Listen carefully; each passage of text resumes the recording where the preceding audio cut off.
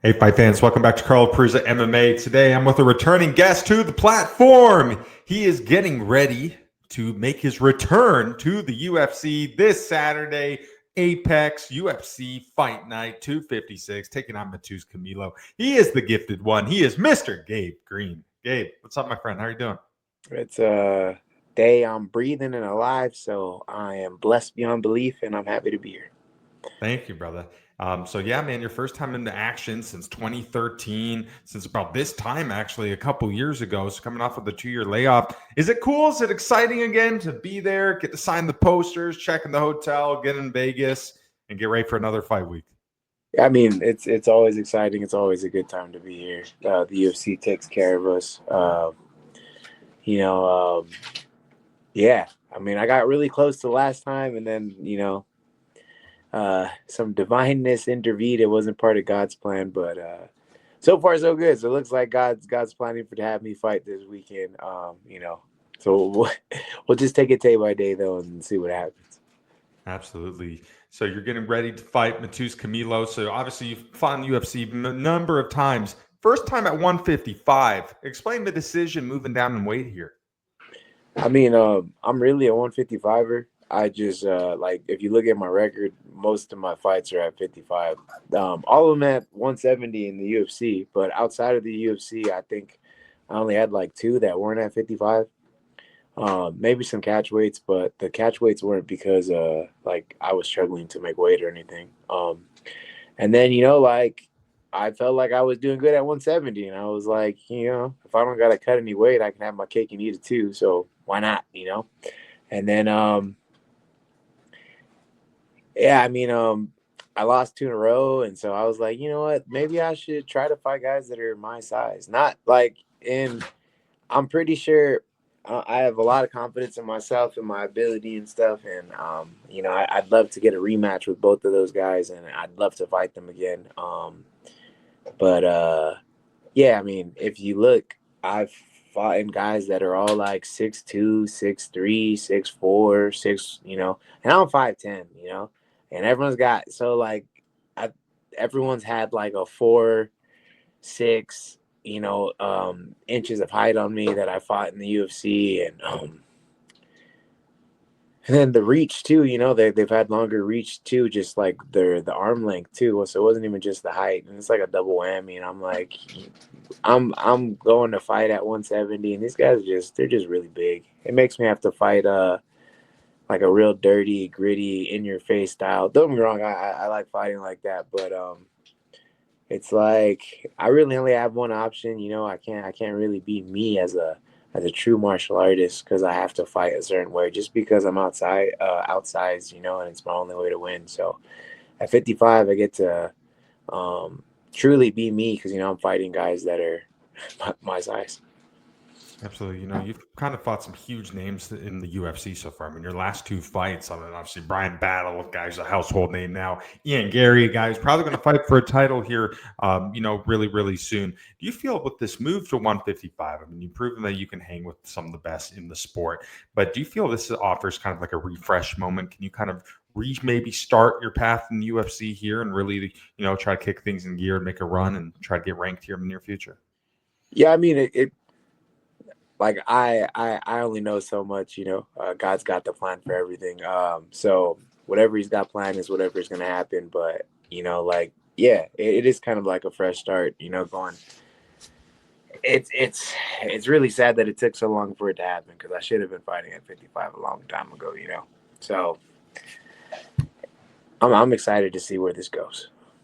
Absolutely. The journey of any mixed martial artist is so crazy. It has highs, it has lows, it has lonely days, it has some of the best days in the world. For you, you've been doing this for such a long time, man, sacrificing everything, dedicating your whole life to this. What are some of the main values, morals, maybe lessons that you've learned from the sport? I mean, to be honest, the main things I've learned in these last couple of years is that fighting's not even that important. Like, yeah, I love fighting and everything, but the best year of my life was the last year of my life. I got married, got my wife pregnant. She had a baby, and looking back at it, I'm like, before I put fighting on such a pedestal, and don't get me wrong, I definitely love and enjoy fighting, but it was a real eye-opening experience, and I'm like, there's a whole lot more to life than just fighting, because it's by far the best. Having that baby is the best thing that I've ever done. It's never like having gold is never going to compare to that at all. And it's like I'm so blessed and successful outside of the cage that it's just like, all right, like this is all just extra stuff. And I'm glad to be here. I love being here. I'm gonna do my best while I'm here, but it put a lot of things in perspective for me. Absolutely. With now having a wife, now having a kid of your own, do you feel more sense of motivation? I mean, do they motivate you even more to go out there, perform at your highest, win bonuses, and, do your part providing for the family? Highly, highly motivated. I look back at my last two fights and I see fights that I could have won if I fought a little smarter, if I made a little bit different decisions, and because of that, it put me on a path that isn't as good if I would have won those two. And so looking back at that, I'm just like, man, I need to make sure I go out there and I need to, like, for my family's sake, I got to make sure I win, like, as a man. But also, spiritually and religiously, I had a lot of things happen this last 2 years while I've been injured, and I'm not fighting. I don't have a lot of money coming in, but God's been taking care of me every single time some bill or something, because those don't stop, right? You still got bills and expenses, and every single time a bill or an expense popped up, God did something and just some money fell into my lap, and I was just like, oh well, I can pay for this, like. So regardless, I'd love to be successful, and I'd love to do this, and I want to take care of my family, but I know it's not even about my power, it's all God's power, and he's going to make sure that I'm taken care of regardless. Do you feel that fighting is more mental than is physical? I mean, I wouldn't say more, but it's a good chunk. Like, I'd rather go into a fight with a broken body than a broken mind, for sure. Absolutely. So you're making your return, taking on Matheus Camilo, a guy who's making his UFC debut here. A guy who's been in the headlines a little bit lately. Was on that looking for a fight that they did out in Korea. They aired it on Sunday. So he's got some hype around him. This is the kicking off the main card, man. Your return, becoming new division, first fight on the main card. Is it pretty cool to see your name back in the spotlight here and be in one of the marquee matchups of this fight? Yeah, no, it's awesome. I'm really excited. The other guys got a lot of hype behind them, and yeah, I I have no idea what's gonna happen. I'm just a mortal man. God's the only one who knows what's gonna happen. So I'm just kind of eagerly waiting, excited to see how everything unfolds.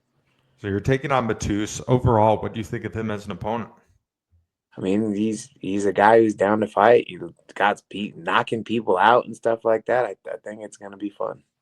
One thing that really excites me about this matchup is I think the guys, both your styles really fit each other well. I think you're both well-rounded opponents, and you guys like to throw, man. There's a lot of fireworks with both of you guys. We're in a smaller cage with being in the Apex. Could this one be potentially fight of the night here? Um, I mean, if it was up to me, I would prefer like a finish bonus. But I mean, fight of the night's cool too. I know the fans will enjoy it. But yeah, I mean, when two people are down to throw, and like we both are, it's always gonna be fireworks. And sometimes one firework puts out another firework. Sometimes fireworks just keep going off until the very end. Well, I mean, we'll just have to wait and see.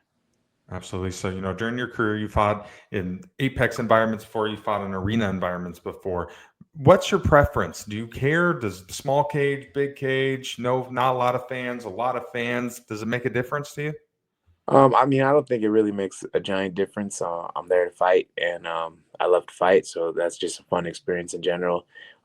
They have their pros and cons. There's like walking out to a sold out, like at the T-Mobile or something like that. That's really cool. You really feel the energy, and it's like it's very surreal. But walking out and having a more like intimate thing happen, and it being a smaller crowd with, like, I don't know, it feels like there's like 200 people in there, so I swear there's like 3 rows of seats or something like that, and you can hear them talking to you, and like in between rounds and stuff like that, and that's the intimacy is also pretty cool. So I mean, like, I don't really have a preference.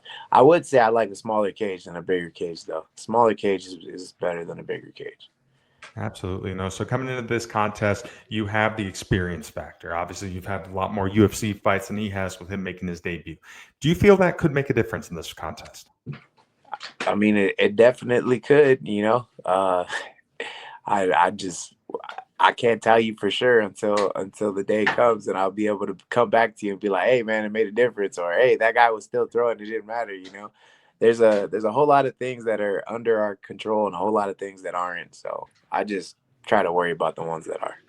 Absolutely. So you get to fight in Vegas. Is it kind of cool, to be able to fly in Vegas, Vegas, the fight capital of the world, where the sport kind of started, really evolved in the United States at least? Get to drive by T-Mobile Arena, see the Apex, see the Performance Center. Does that give you a jolt every time you get to be in that type of environment?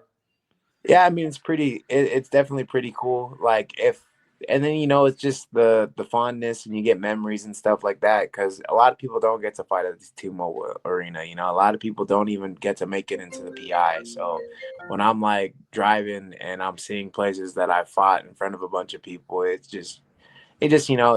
holds near to your heart. Same like in California, I fought at the Honda Center, I fought at the Forum. So every time if I'm passing the Honda Center, I'm like, that's cool. I did something there that a lot of people don't get to do. So it just. So, you've had quite the career so far, man. You've obviously did the whole regional thing, did all the sacrifices, fought on some great cards, fought on Bellator, get to fight in the UFC. Do you ever have times where you kind of get to reflect on the journey and be like, we're not there yet, but wow, what a ride this has been?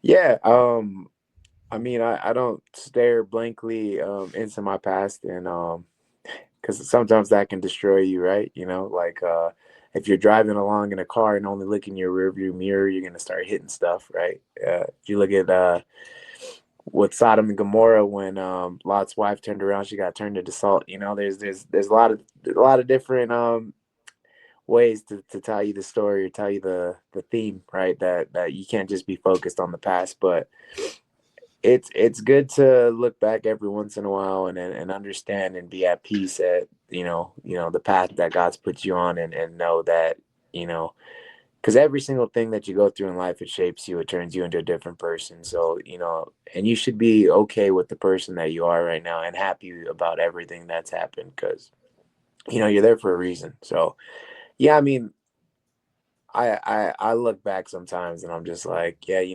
I've done some cool things. Like and got my wife, got a baby. I've done a lot of great things, and I'm very happy with my life, and I'm just looking forward to see whatever God's got in front of me next.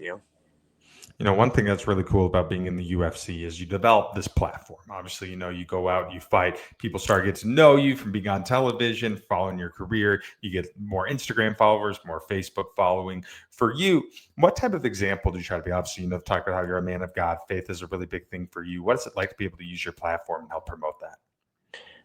That's really cool. I was just in a different interview. Someone asked me what's my favorite part about fighting, and I mean the actual fight's pretty fun, but I think walking out is really cool. Specifically because I always walk out to gospel music, and I just see like everybody, is just gospel's playing in a place where usually gospel doesn't get played, and it just kind of it's nice to hear like God's worship music being played on the loudspeakers as someone's walking into a cage to go fight. I think that's probably my favorite part. I'd love to get to a point in my life where like I have a following where people know I'm gonna walk out to gospel, and they're like, I can legitimately hear them singing along with the songs. That'd be super sick to to go through. But um I don't know if my following is that big yet. Hopefully one day we'll see. Like I said, we'll see what God's got planned for me. But yeah, I mean, I try to just like wins and losses, they happen. Success can be measured in so many different ways, but most importantly, and to me at least, it's just um, you can't bring any of that stuff with you when you're gone. Like no one's gonna. At least I don't think they're gonna remember my record in heaven. They're just gonna. I'm gonna be judged for the way I live my life, and I'm just trying to be a good guy following God and leading as many people as I can to God too. If I can bring as many people with me, that's the that's the whole thing, you know. And that's the cool thing about children. It's like the one thing that you really have like a little bit of chance of bringing into heaven with you, you know. You, everything else, they just gold, money, fame, Instagram followers, stuff don't matter. Absolutely. I think we talked about a little bit before last time we were on here, but is it true before you were fighting Brian Battle, did you hear some sort of gospel music in the back and that gave you like a really got you amped up and ready to go? I mean, well, I just all I listened to is gospel. So in the back, I was listening to gospel, and a song came on about God's perfect timing right before we walked out, and I took that as like, oh, it's my time right now. You know, I'm ready to go. Let's go. God's got my back. Let's go. And you know what? He does got my back. You know, he was with me the entire time. Like I said, I lost that day. But believing in God doesn't make your life nothing but sunshine and rainbows. There's going to be ups and downs. And the cool thing is, though, with God, you're at peace the entire time because, you know, there's things are happening for reasons. Seasons come, seasons go. You know, there's a there's this part of the Bible where God's on a or Jesus on a boat, and his disciples are freaking out because the storm's coming, and they start calling out to Jesus, and they're like, you know, like, yo, we're gonna die or something, you know, like this, we're gonna get taken out by the storm. And Jesus looks at him and he's like, you know, like, chill out. Jesus looks at him. He looks at the storm. He tells the storm to be quiet, and then the storm stops. And he's like, man, you guys got no faith. And so, like, you can look at that from the disciples' perspective, and you can be all like, you can learn a lesson like, man, when you're freaking out and you call out to Jesus, he'll come and quiet the storm. Or you can look at it like from Jesus' perspective, and like Jesus was sleeping. He felt the boat rocking, you know, he knew the storm was coming, but he didn't trip, you know, he was just like, I'm gonna just roll with the waves because that's what life is. It's all ups and downs, and he knows, though, you know, he's Jesus. He knows how things are going to play out. He knows they're going to play out the way that exactly they're supposed to. So he's just enjoying the ride. And that's all I try to do. For you, what's the ultimate goal at this point of your career? Like I said, use it as my platform and bring as many people with Jesus as I can. Absolutely. All right, Gabe, last question for you, my friend. In a perfect world, what is the outcome Saturday night when you make your return to the UFC octagon against Matheus Camilo?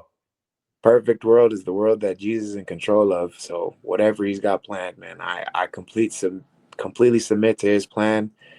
Well, I'm excited to see where it goes. And so, you know, let's see. Let's find out. Absolutely. Well, hey, Gabe, man, thank you so much for taking the time out of your busy fight week talk with me. Probably a million things going on right now, but I really appreciate it. I wish you nothing but the best luck, my friend. I appreciate you, man. God bless. Absolutely. That's it for us now. I'm Carl Prusa. He's the gifted one. He is Mr. Gabe Green. Watch him make his return to the UFC octagon Saturday night, taking on Matheus Camilo. You don't want to miss it, fight fans. Take care.